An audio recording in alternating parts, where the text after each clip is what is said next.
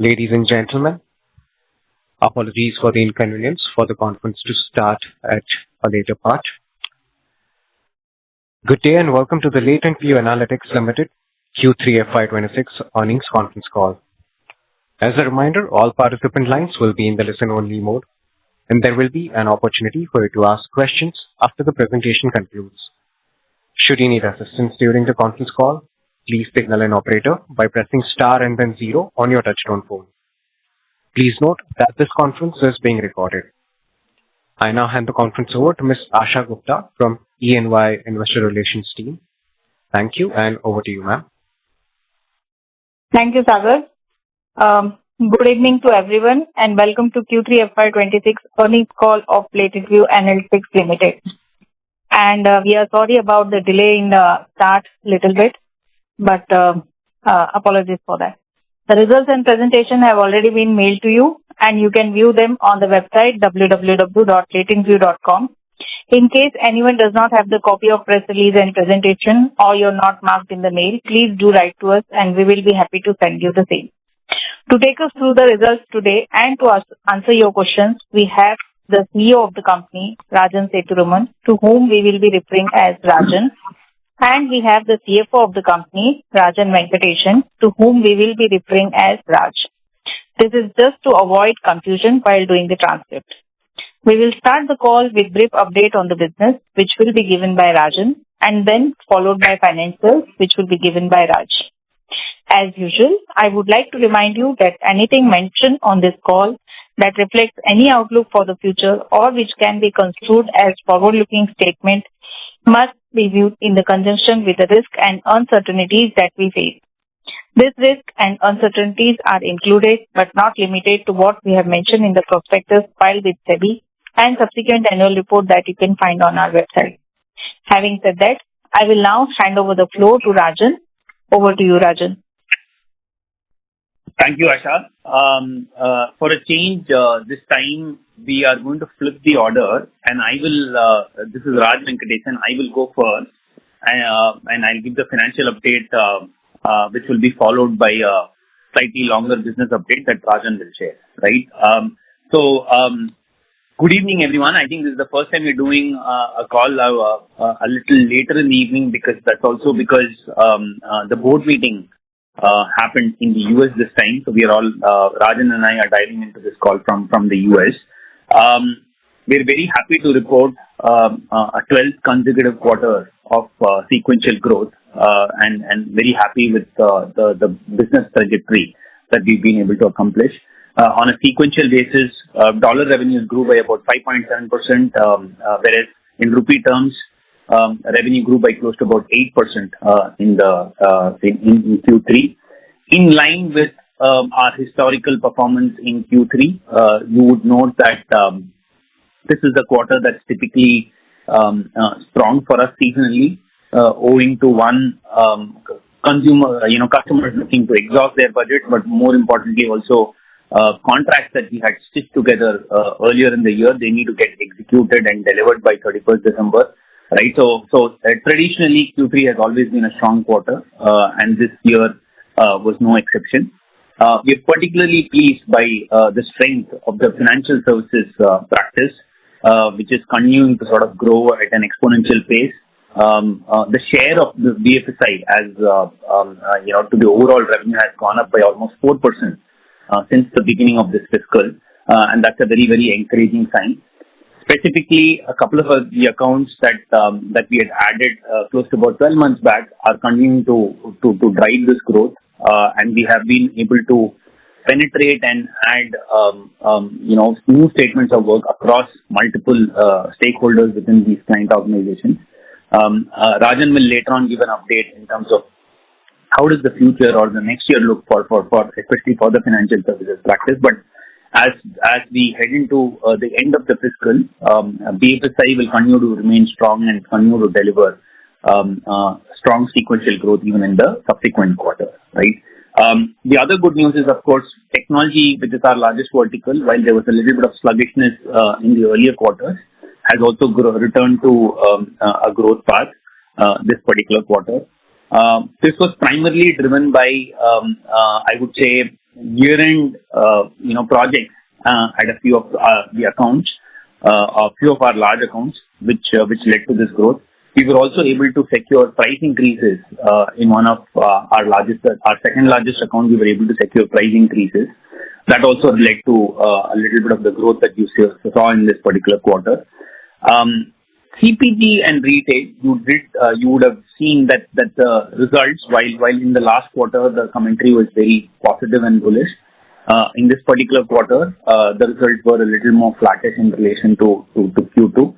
A couple of reasons that can be attributable to that. One, there were a few one-time projects that we had executed in Q2 where we were expecting follow-on work to come through in Q3, which has not happened. They've gone on a bit of a pause mode. So this was with a large apparel manufacturer as well as one of the largest FMCG companies based out of Europe. In both these accounts, the projects that we executed did not result in follow-on work. But more importantly, I think for one of the large clients of Decision Point, which is the world's largest beverage manufacturer, while there were several projects in the pipeline, there were timing delays in terms of start dates for some of these projects. And the good news is, of course, we've been able to win quite a few of those projects in Q4. So but the net result of that is you were not able to see the benefit of these small value projects that at this large beverage manufacturer in Q3, and that was the primary reason for the muted performance in the CPG and retail practice. Right. In terms of headwinds and factors impacting growth, Rajan will talk a little more about some of the I would say ground level feedback that we are hearing from some of our clients. But overall, for this year, I would say we are on track to deliver that revenue growth of between 19 to 20%. So we should end the year with revenue between 119 to 120 million. If a few of the projects that we are currently working on, we're able to sort of execute them to even go past the 120 million. But right now, the confidence is to deliver revenues between 119 to 120 million in line with what we had guided before. I'm going to talk a little bit about, the impact of the labor code. So you did, while you would have seen that revenue on a sequential basis grew by about 7.9%, payroll and benefits specifically grew by 11.1%, which was disproportionate to the growth in revenue. A couple of factors that impacted the higher payroll and benefits cost. One, of course, was the impact of the new labor code. Here, I would like to take a pause and highlight a couple of things. You would have noted that the total impact on account of the restructuring that we have done was close to about 4.6 crores, or roughly about 1.6%, right, in terms of EBITDA, and that's what we had reported even in our press release. The reason why this number is much lower in relation to some of the other peers, or the earning when they put out their earnings, the impact for some of them was much larger. Was in fact, we had been proactive about this even earlier, so we didn't sort of wait for this to come through and get final.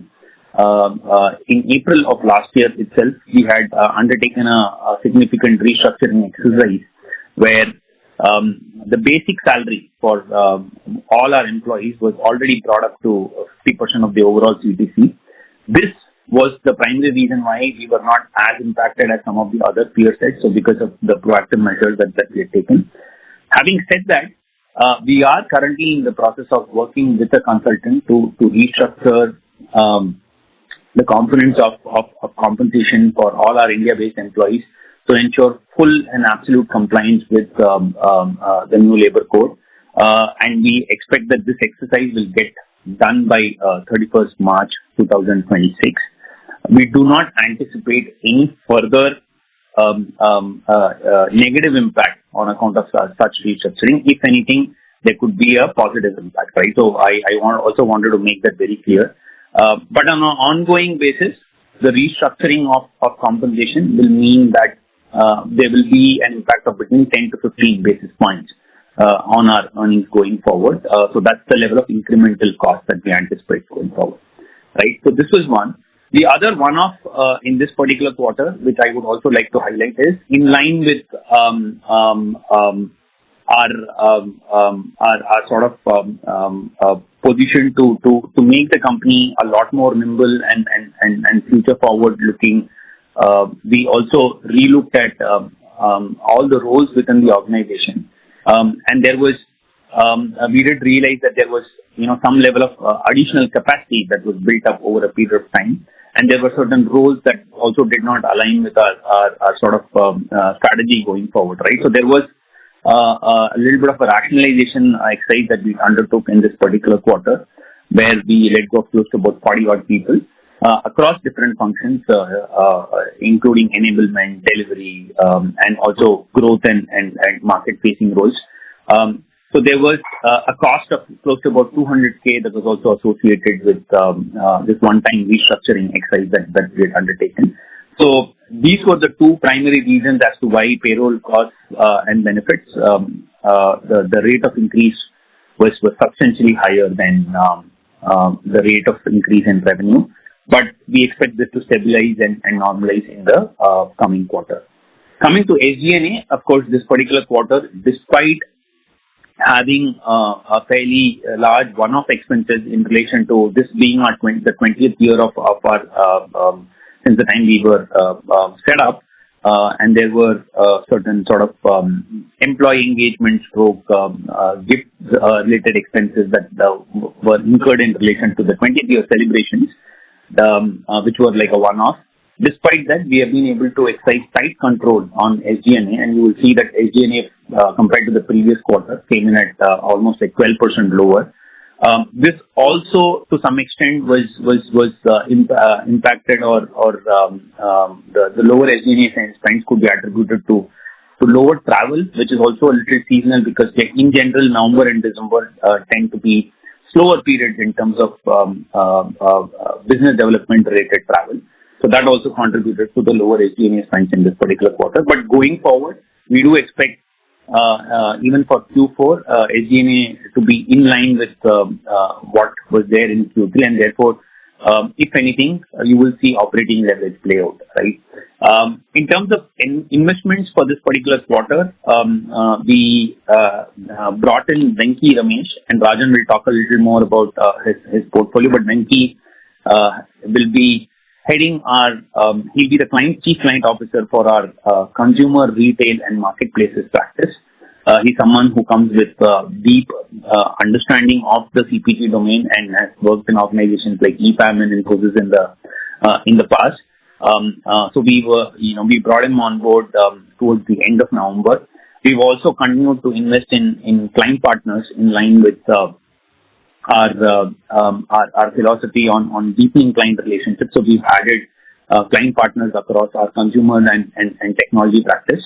We've also brought in an AI lead specifically for our technology practice, and we're already beginning to see quite a few initiatives that are being driven by this new AI lead that we're bringing in. Rajan will elaborate a little more about the strategy on the AI side during his conversation. So net, I think all of this, the revenue growth followed by tighter control on SG&A meant that our EBITDA, our reported EBITDA for this quarter came in at 22.4%. However, the adjusted EBITDA, which is adjusted for the transaction-related cost, came in at about 23%. If you were to add back the one-time labor code-related restructuring cost, the adjusted EBITDA for this quarter would be closer to about 24.6%. On a full-year basis, we expect that our business EBITDA would be closer to about 24%, right, which is in line with what we had guided earlier in the year. PAT and EPS for this quarter, of course, came in much better. So you will see that the growth in EPS and PAT was much better than the revenue growth. There was, of course, a small benefit that we also had on account of ESOP exercise. So this is the last tranche of ESOPs that was given out pre-IPO that vested in this particular quarter. And In the US, typically, when ESOPs are exercised, you do get this is a allowable tax expense, and we did see the benefit of that coming through in this particular quarter. And that resulted in a lower tax outflow compared to the previous quarter. But net, our EPS as a result of this grew by about 13% in comparison to the previous quarter. With that, I'm going to now hand it over to Rajan to talk a little more about the business and the strategy going forward, and we can later on open up for Q&A. Thanks, Rajan. Yeah, hey, thanks, Raj. Raj has covered quite a bit of the stuff, so I'm just going to add additional points that I thought might be of interest.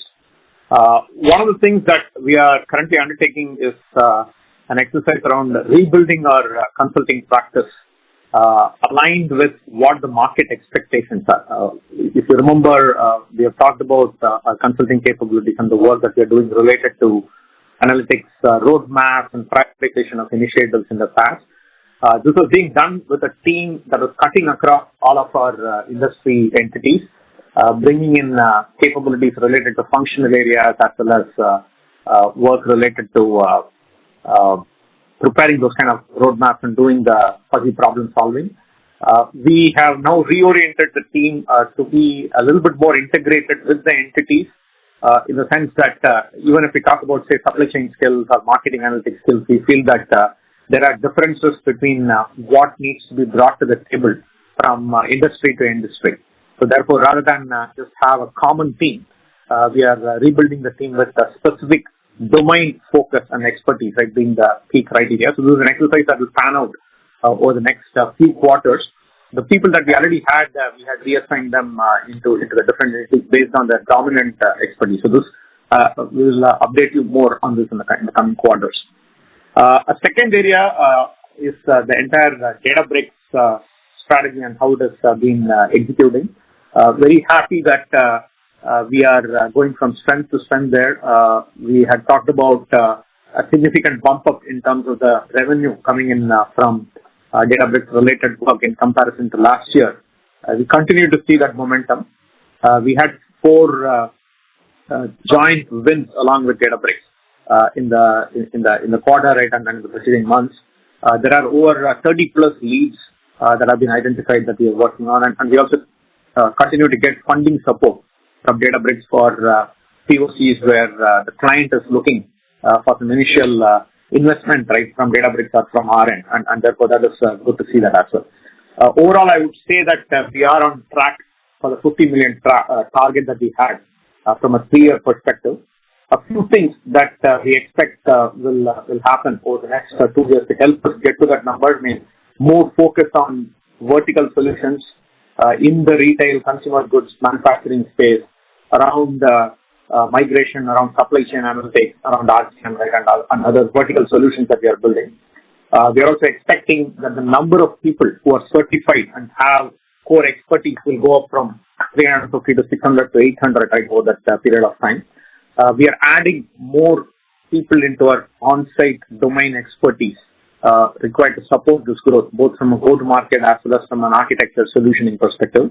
And potentially, we will also look at acquisition opportunities in the space, specifically related to SAP.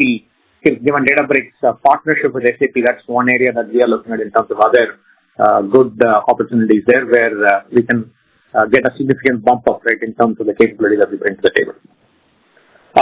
A third point that I wanted to address is the diamond account strategy that I had talked about in the past. If you remember, we had mentioned that we have identified 25 plus diamond accounts, which we believe will give the main thrust for the growth that we are anticipating over the next 2 years. This is a continued focus area for us.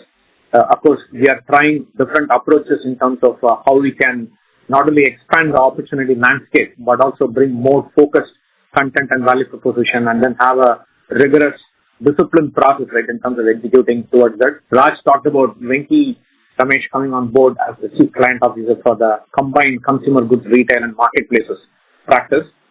One of the things that he has been driving over the last couple of months in coming on board is to do a complete review of all the accounts that we have across Decision Point and Latent View, And in our discussions recently, we spent time on looking at our top 6 accounts, for example, where we believe while we are currently doing only about $10 million of work, there is potential to do more than $150 million of work, right, in the areas that we have identified. So these are the kind of things that there'll be a focus on. CPG in particular, we see that our diamond accounts in the food and beverages space, in quick commerce, these are the areas where we will double down right, in order to drive the growth. Overall, I also see that similar kind of a trend in some of the larger accounts that we have in technology as well as in financial services. Our top account in technology, for example, even with one of the business units that we're working, we see hundreds of millions of dollars of potential in terms of what we can go after as a total addressable market, and currently in the process of expanding the relationship, right, in each of those business units. Similarly, the account that has driven the growth for us in the financial services space, we believe that we can double our revenue there, this could emerge as one of our top 3 accounts, in fact, in the next 2 years, based on just the focused growth strategy around the diamond accounts. The expectation and the intent also is that there will be more integrated value propositions that will cut across multiple areas that will help us deepen the penetration and widen that interaction as well, right, across the different businesses, geographies, right, of the clients that we're working with. Finally, I wanted to touch upon the AI strategy and the Center of Excellence. If you remember, we had announced this at the start of this financial year in terms of putting our arms around all the work that we were doing, not only in the traditional AI machine learning kind of work, but also in terms of generative AI and agentic.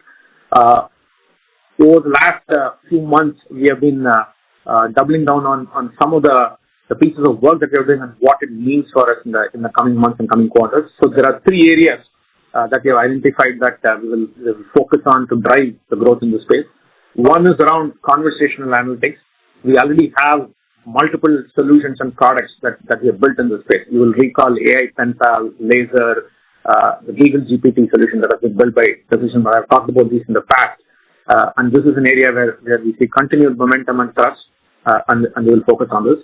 A second area is what we broadly call business process automation. This is a space that traditionally has been in the IT services and maybe even the process outsourcing space, but there is opportunity to bring a lot more of an agentic approach to doing this work.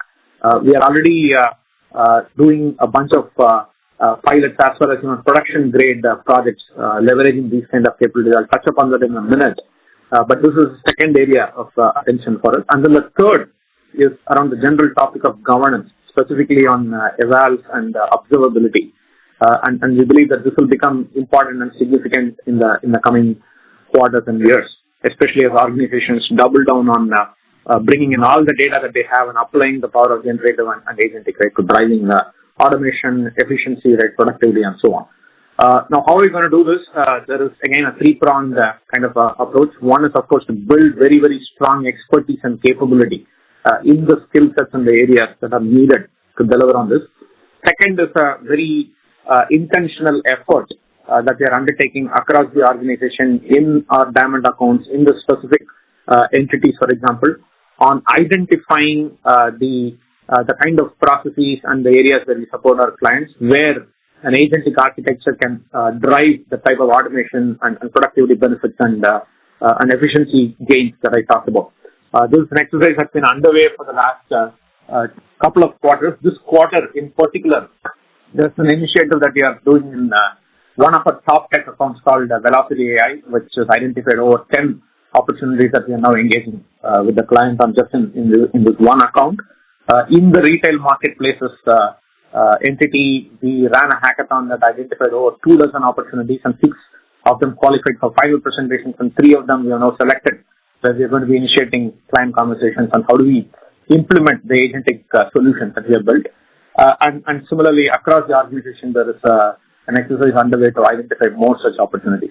The intent is to go and have conversations with clients on a proactive basis, telling them that the work that we are currently doing or work that's being done from a process automation perspective by others, here is a completely new approach using agentic architectures which will drive that kind of benefits and get a leg up in terms of positioning ourselves for grabbing a larger share, right, of the work that's being done in that area.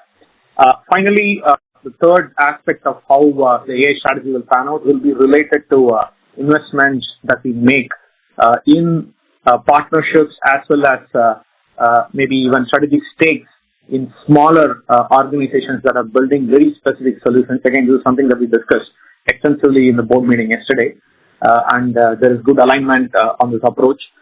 This is something that, again, we'll expect to pan out over the next several quarters. There are already multiple candidates that are on the table that they're evaluating, each of them bringing very, very specific solutions to areas that can be addressed using the generative and agentic approach.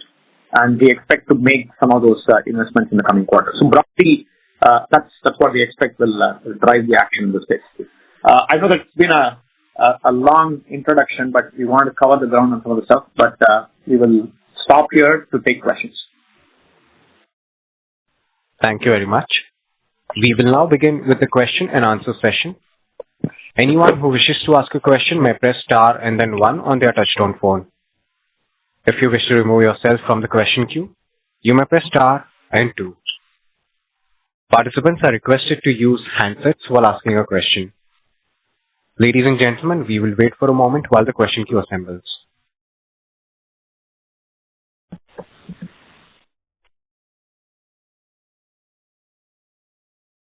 Our first question comes from the line of Srinivasu K. from TIA. Please go ahead. Hi, sir. Congratulations for the great set of Q3 numbers. You mentioned that 4 joint wins and the 30+ leads with DBX and also funding support for POCs. So can you quantify Q3 Databricks linked revenue, and also what is the expected conversion rate for these 30 leads, at least for next couple of quarters? Right. The conversion rate is a little easier. I mean, we are seeing at least 35% success there. I mean, these leads, at least in terms of the early traction that we are seeing. The good thing with Databricks is that while obviously there's a universe of opportunities that you can follow, they are also very, very focused in terms of how they want to take the Databricks solutions to market, and there is a lot of internal validation that happens before the joint approach and the proposition is built, right, for the particular opportunity. So in general, I would say the conversion rates are better, right, than what we have seen with other partners.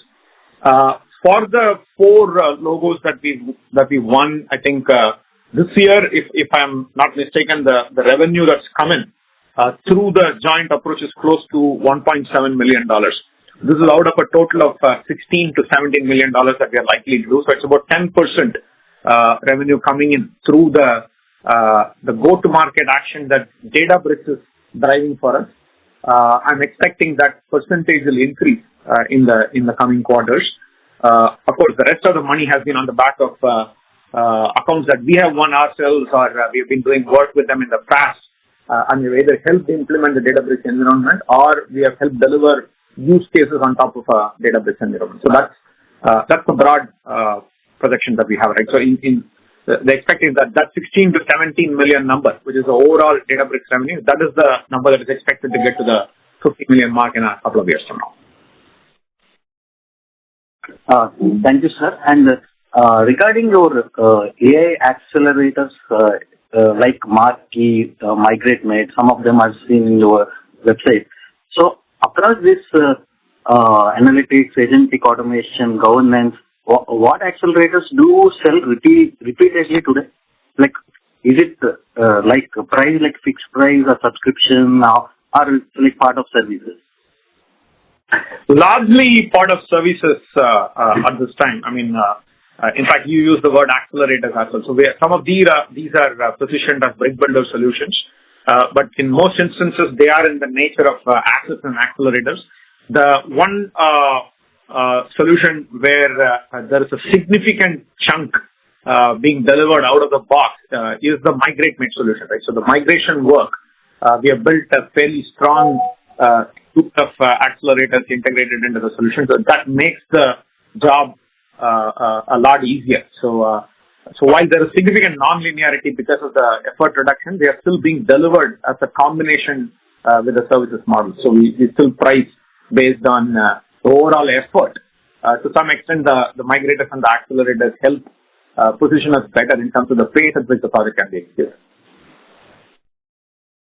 Okay. So one general question, sir. What prevents from our Indian outsourcing system integrators copying these accelerators? Like, what is Latent View's defensible IP? Actually, nothing prevents them. I mean, it is just a question of focused effort, right, in that area, and the extent to which you are able to bring the combination of the domain, technology, the architecture, expertise, and the strength of the relationship that you're able to build with the partner ecosystem as well. So it's just a combination of all of these things. In general, I mean, this hypothesis can be validated otherwise. I mean, smaller companies are able to act with a bit more agility on these matters, whereas it could be a more cumbersome process, right, in larger organizations. That doesn't mean that they will not be able to do these things or replicate. I mean, there is obviously a need to continuously look at how we can stay at the leading edge in terms of the kind of problems that can be solved and how it can be addressed using a generative or agentic or any approach, right, for that matter, and how it can be built and integrated into the partner platforms and the solutions that we are working with.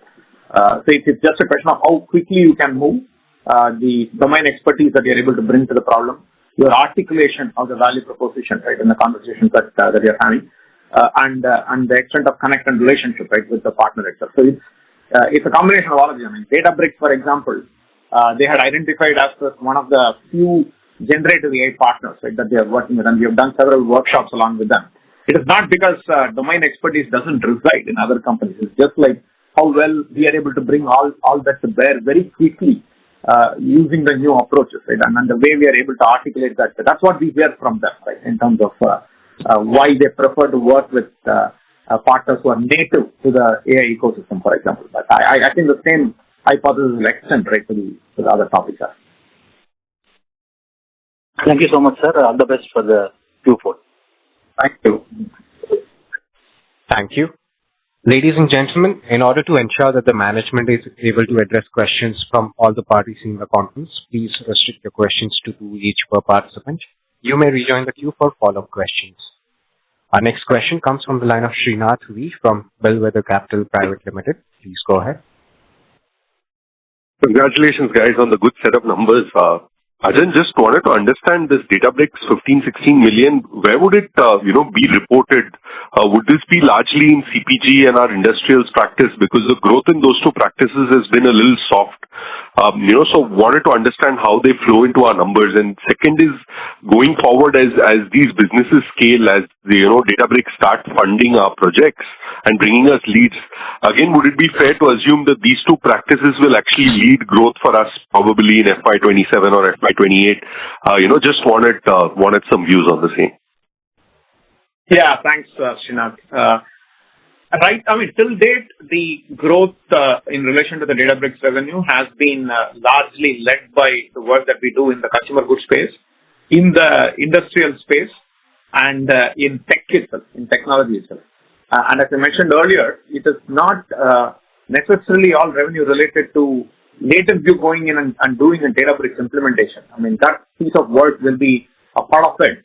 But in many instances, it's the delivery of analytics use cases on an existing Databricks environment, right, that the client already has. And as we execute those use cases, there might be other additional data, right, that moves from whatever legacy or siloed ecosystems that they have, and we'll then take responsibility for moving that data and integrating into the overall picture. I'm expecting that the growth will continue in this sector. In fact, I mentioned that CPG, retail, manufacturing, right? These are sectors that we are expecting. The good news or the traction that we are seeing in the industrial manufacturing space is something that is giving comfort. In fact, we won a substantial engagement with an auto component manufacturer, and we are seeing quite a bit of traction there. In fact, after the next couple of days in the Bay Area, I'm actually proceeding to Detroit, where I'll be spending 3 days. There is a quarterly business review meeting happening with this client, and they're expecting that there'll be more work that will need to be done, right, on top of the Databricks environment. So those sectors, like technology, consumer goods, manufacturing, these are the ones where we see further action in the coming quarters. Just taking forward on this question, how do we understand, in the current business, between pure migration and, say, use case driven implementation of this suite of products within the customer who already have Databricks? How is this mix for us, and how is it likely to progress over the next few years? Our mix, interestingly, is the flip of what Databricks themselves are experiencing. In our case, only 20% or less of the revenue will be coming in from the hardcore migration work. Much more of it really happens on the back of the analytics use cases that we deliver, right, closer to 80%. But Databricks has also called out that while in fact their own origins are more from analytics, machine learning perspective, right, in comparison to other hyperscalers or even a Snowflake, they continue to see a lot of traction just in getting the migration done. And they're also making it a lot easier for companies to move data into their ecosystem as well as leave it there and do analytics, right, even without moving. I mean, their entire partnership with SAP, for example, is based on the premise that you don't need to necessarily move all the data at one shot or anything. You can continue to operate in an environment where a lot of the data resides in SAP, but you still use Databricks, right, for the analytics use cases. On the back of all of this, I'm expecting that the 20% will get bigger. In fact, the MigrateMate solution is seeing traction.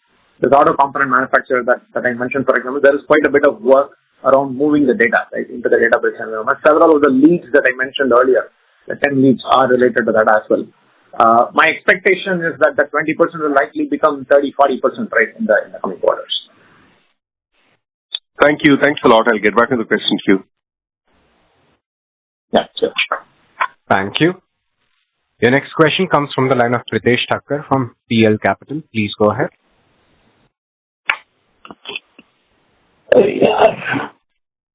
Hello. Yeah, go ahead. Yeah, congratulations on a good set of numbers, and thanks for giving an opportunity. I just had a question on Raj commentary on indicate that there is some follow-up work anticipated, but it has gone on a pause mode. Just wanted to understand, will it be a growth headwind going into FY27? And along with it, one of the beverages company also indicated there is some slowdown. So if you can put a color on that, this retailing CPG part of the vertical. So Pritesh, if I hear your question right, you're talking about some of the, firstly, maybe the headwinds that you're seeing for some of our in some of the technology accounts. That's the one that you were talking about. The second one is around the sluggishness in the beverage company. I'll address the second one first. See, in terms of the the muted performance for CPG retail in relation to the previous quarter, when I think the last quarter, at least the last couple of quarters have been fairly strong in terms of growth momentum for CPG and retail. Last quarter specifically, while there was anticipation because of quite a few deals and opportunities that were there in the pipeline, right? These were multiple small value projects, which is typically the engagement model that we have with this large beverage manufacturer, where we provide several point solutions or in fact execute RGM projects for specific products, products in specific markets. That's the nature of the engagement with the client. There were multiple of such opportunities that were there in the pipeline, which in reality we were not able to close them out in time for us to book the revenue. The good news is that these are now beginning to sort of get firmed up and signed up, and you will start seeing expansion in the CPG vertical in this particular quarter, especially Q4, right? Because we've seen a lot of these pipeline opportunities getting closed. Specifically in relation to the headwinds that we are seeing in technology, I wouldn't say it's a broad-based vertical-specific issue. It's probably more a client-specific, I would say, condition or situation that is playing out where one of the stakeholders that we work with in this large account is reevaluating the way they engage with contractors or vendors. This particular person is someone who typically prefers to work with FTEs as opposed to contractors, and therefore there is some relook and at the way they're engaging with not just with us, with other vendors as well. So I think this sort of pause and wait condition will go on till about 31st of March, post which we are expecting that there will be enhanced clarity in terms of the way forward for this year, right? But what this meant is that there is some level of either consolidation or budget cuts that have been enforced across the entire organization, and we will see some level of impact from this to play out especially in Q4 of the current year for the technology vertical. But on the positive side, while there is dependency or there is a very large revenue dependency from this particular stakeholder, there are multiple other threads that we have opened up in this large account. These are in relation to people analytics. These are in relation to some of even supply chain practice that we are trying to get into the devices practice. So there are multiple other threads that are going on right now, which should partially offset the drop in revenue that we anticipate from this particular consolidation exercise. We expect the net impact of this to be in the order of, say, maybe on an annualized basis, between $5 to $6 million of revenue on an annualized basis. But as we plan for the next year, like I said, we anticipate that this shortfall, as we begin this year, will be made up by wins that we will get from other stakeholders. I hope that answers your question, Pritesh. Understood. This is really helpful. And on the tech side, on the top two account, just wanted to earlier also you indicated that we had some productivity pass-throughs or productivity benefit that we called out last quarter. So that is there still I would say still impacting our top line, or you believe as we assume FY27 that thing will go and incrementally would start fetching volume from there? So in terms of productivity benefits, let me take that question. So the productivity benefits is not necessarily in terms of the revenue impact because of team size reductions at this time. Because in general, even with, especially with tech accounts, we have been already proactive in terms of proposing the right kind of team sizes, right, based on what we already see as efficiencies that can come through. It is still being, the contracting and engagement is still being done in an effort-based model. The reduction or the revenue impact in this large account is mainly because of their changing priorities in relation to freeing up capital for investments that they are making, right, in other areas like data centers, for example, right, or LLM models and so on. In general, in the tech space, there is a bit of softness on lower priority analytics initiatives, and they will pick only the most impactful ones. And every organization obviously has a spectrum of initiatives where they are trying to get as much benefit out of even nuanced decision making as possible. So that is what got reset a bit because of all the money flowing right into capital expenditure on the LLM and the AI infrastructure front. I'm expecting some amount of normalization will happen right over the next few quarters. And we are also pivoting on how even those investments that they are making can benefit their organization. So while they're building a lot of this for their own clients, it's also right now how do they use it internally, right? So I talked about this Velocity AI initiative that we are running, right, with this particular account that is mainly aimed at identifying use cases where their investments and what they have built in terms of modeling capabilities can be turned to their own business, right, running their business. So I'm expecting, therefore, some of the traction to come back as they make the pivot.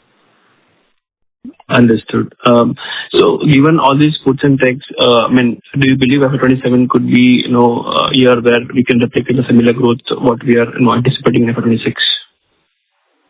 So that's the intent. I mean, we did a ground-up exercise just preceding this board meeting, and we have received a set of numbers based on where the current set of discussions are leading to.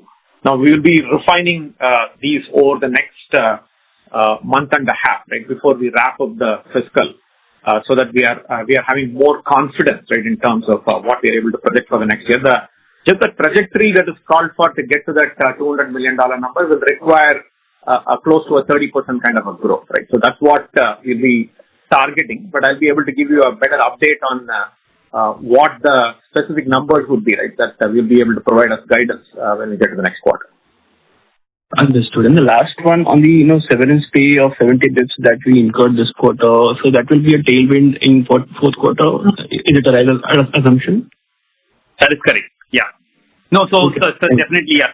The severance of about 200K that was paid out will obviously not be recurring in nature, right? So it will be a tailwind for the following quarter. Definitely. Thank you so much and all the best. Thank you. Our next question comes from the line of Aditi Patil from ICICI Securities. Please go ahead. Thank you for giving me an opportunity and congratulations on good set of numbers. My first question is on renewals. So, can you talk about how renewals panned out this quarter, and did we see the overall TCV intact, or did we see any pricing pressure and reduction in TCV in the renewal component? So in terms of renewals for this quarter, like I said, except for this one specific account, Aditi, where there were and this is more a stakeholder specific situation that we are currently handling, right? We have not seen any pressure in terms of either volumes for the next year going down, or requests for price reduction, right? In fact, in our number 2 account, which is also a tech account, we in fact were able to get a price increase, right? Likewise, with one of our largest industrial accounts, an account which is a $3 million plus account, we were again able to secure a 5% price increase, right? So overall, I would say renewals for the next year, continue to look fairly healthy, with no, big anticipated budget cuts as well as price reductions, except this one particular large account where, like I already mentioned, the impact could be anywhere between $5 to $6 million in terms of volume reduction. This is just more of I would say, a client-specific issue where they're deciding to do either more work in-house or just eliminate some of these positions, right? Because they're trying to restructure and bring things under a more central umbrella. So definitely not a case of us losing work to competition in this particular case. It's just more a case of the company itself consolidating the work that they're doing. Apart from that, most of the renewals are already in the bag. In fact, even with the large financial services account, we see very, very solid, while there was a big ramp up that we saw through the course of this year, we have a fairly good degree of confidence in terms of our ability to scale this account. So this year we should end the year with about a $7 million revenue from this 7 to 7.5 million. We already have visibility for, I would say, clocking close to about 10 million plus from this particular account for the next year, right? This is including renewals and extensions that are likely to happen through the course of the year. And of course, these are also based off discussions and planning sessions that we're continuing to have with clients, right? So all in all, I would say still fairly strong renewals, except for this one situation with a large account. Okay, got it. And on margins, so if we look at the 9-month FY26 EBITDA margins, excluding the one-time labor code impact and the restructure the transaction charges, it is around 23.6%.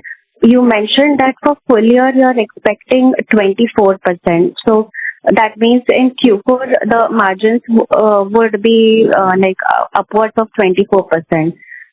Is my understanding correct? And what would be the tailwinds if that is correct?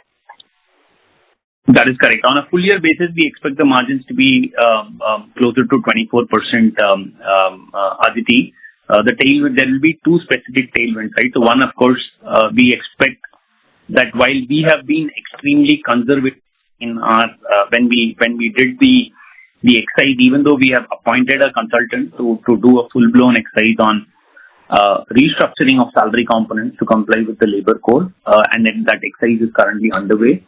We have been conservative in terms of provisioning for the full impact on gratuity and post-retirement benefits when we published the results for Q3, and that is the reason why there was an impact of almost 1.6% on the EBITDA.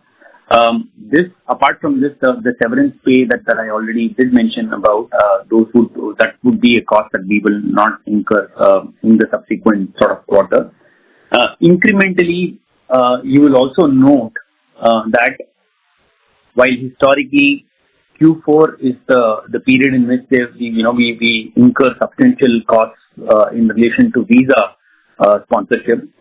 This year, given the changes in the visa regime and also the changes in the way companies are actually hiring people with work permits, we anticipate that the outlay towards visa costs also will be substantially lower compared to earlier years, right? Or in fact, even the earlier quarter.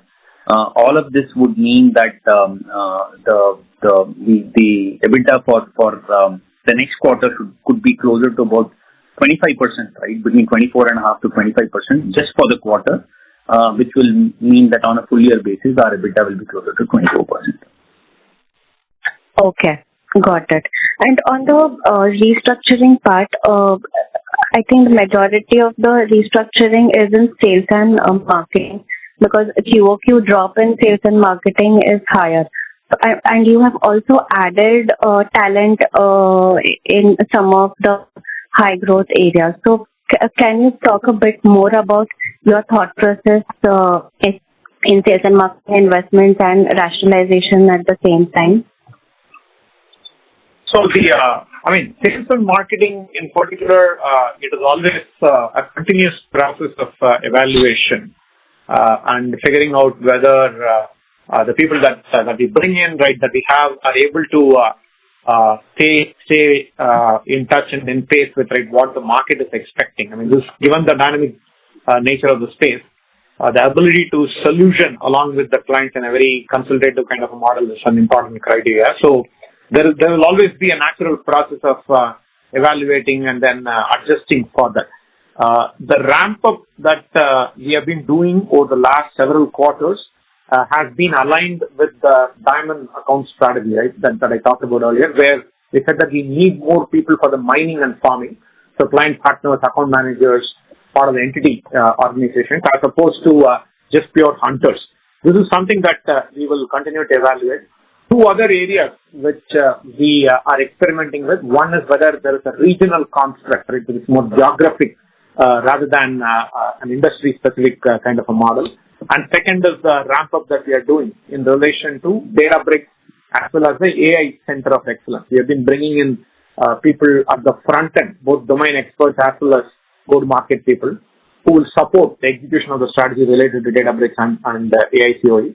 This again will be an area of focus as we move forward. So there will be a slow uptick in the numbers as we see growth in revenue, but the churn and the reorganization is just the routine aspect of making sure that the team is effective. Thank you.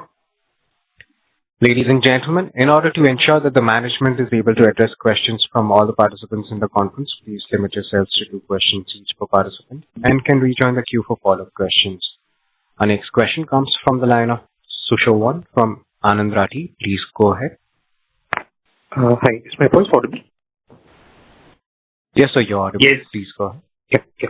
So just one question and 2 bookkeeping questions. The first one was basically, in another couple of years from now, how do you envisage your vertical mix to be? Will it be more, if there is some sort of flavor that you can provide?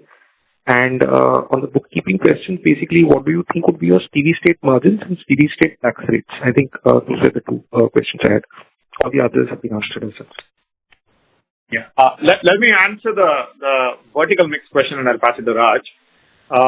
We have already alluded to the growth that we are witnessing in financial services, right? And even consumer goods, I'm expecting that there will be accelerated growth there, given the investments, also the renewed energy rate with which we are approaching that space.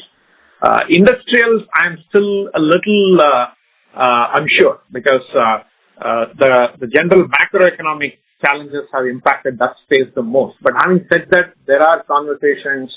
It's just a much longer sales cycle.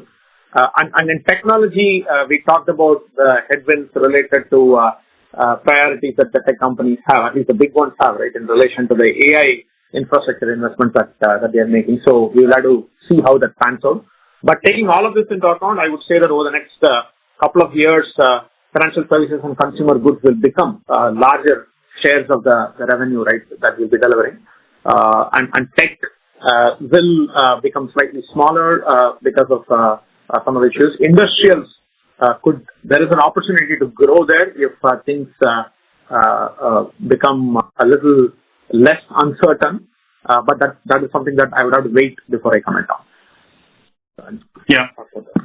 So on the margins question, right? So obviously this year, like I said, right, I mean, and as is the case with even the last couple of years, what you would have noted is typically we begin the year with margins which are quite muted, primarily on account of one, we start the year with higher visa costs plus all the impact of the wage hikes typically tend to dent the margin profile of the business at the beginning of the year.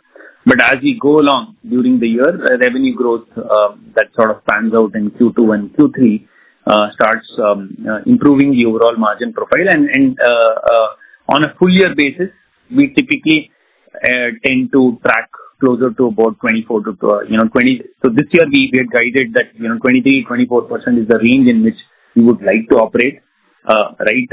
And while in the past that range is probably 24 to 25%. Now, while we will sort of deliver to that promise this year, our endeavor, of course, is, and which is what we don't want to lose sight of, is to get to that $200 million revenue, right, by FY28. And therefore, that will mean that we may need to make some investments early on in this year, right? And there are a few, critical, I would say, senior roles that we will want to definitely look at as we look to build out the sort of the team muscle to deliver the 200 million. This coupled with also investment that will be needed on the AACOE and R&D side will also be very necessary for us to be relevant, as well as in some sense build solutions that are forward looking, right? So those investments will also be necessary. And third, of course, while we've been a little slow on the M&A front over the last 12 to 18 months, we wanted the Decision Point integration to be fully successful, as well as us had to have some reasonable level of confidence on the valuation numbers, right? Because you would note that the industry itself is going through quite a bit of a change and shift with revenue models being challenged, effort-based pricing being sort of again revisited, things like that. So we've been very cautious in terms of spending dollars to acquire companies. But we anticipate that some of that will change now. We will look at a multi-pronged approach of investing in inorganic ways. One of which could be, say, investments in companies that are building very, very interesting agentic AI-based technology. Two, we could also partner with some of these companies as opposed to investing where we jointly go to market along with them. And third would, of course, be acquiring companies under the traditional M&A playbook, right? And here we could also potentially look at larger ticket-sized deals, right? So, while I'm giving a fairly long-winded answer to the question on margins, the reality today is that we need to make investments for us to get to that 200 million mark. Right now, while we'll end the year with about 120 million, there's an 80 million gap that we need to cover. Some of that will come through M&A, but then vast majority of it needs to come through organic growth, for which will need investments both on the innovation side as well as go-to-market side. We'll be in a much better position to guide you on the full year margins, right? So we don't want to give out quarterly guidances on margins, because a lot of times investments are front loaded, and therefore they could have temporary impacts on quarterly margins. But on a full year basis, what we will definitely aim to do is not substantially disrupt our margin profile, but you could potentially see some front ending of these investments, which could mean a 1 to 2% drop in the EBITDA margins in the coming year. But those are necessary for us to get to the $200 million mark, right? The second question around ETR, again, while I this is more of a bookkeeping question. On a long-term sustained basis over a 3 to 5 year period, I would guide you guys to model an ETR of between 26 to 27%, because those are, I would say, the maximum tax rates across all the jurisdictions that we currently operate in. So 26 to 27% is safer to assume. These benefits, so-called benefits that we sometimes get from excise of ESOP options, also will continue to sort of keep coming down. We do not anticipate any further benefit on tax from excise of options. I mean, that number will keep sort of coming down, so it will not have a meaningful impact on the overall ETR for the group. So you can safely assume that 26 to 27% will be the annualized ETR for the group. Thank you so much for the elaborate answer. Just one last question. This ESOP expenses, they do hit your EBITDA also, right? I mean, they do. Yeah. So the ESOP, no. Yeah. So what hits are obviously the ESOP expense hits our ETR, but there's a slight difference in the way ESOP is treated between India and the US.